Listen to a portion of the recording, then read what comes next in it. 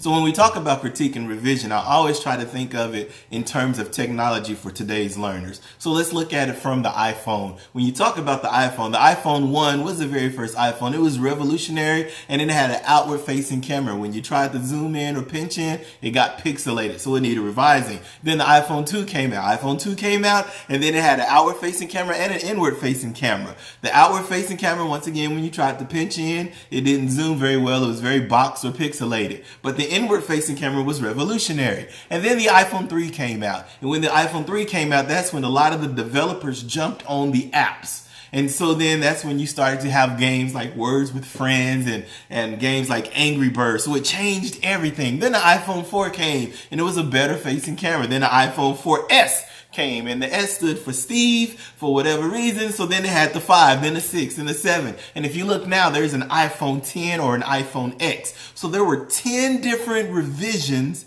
before it got to the camera that it is now. Look at Samsung. Samsung came out with their camera, and one of their cameras actually had a battery that was exploding. It needed revisions. So one of the ways that you can talk about revising and critiquing for your work is to use technology.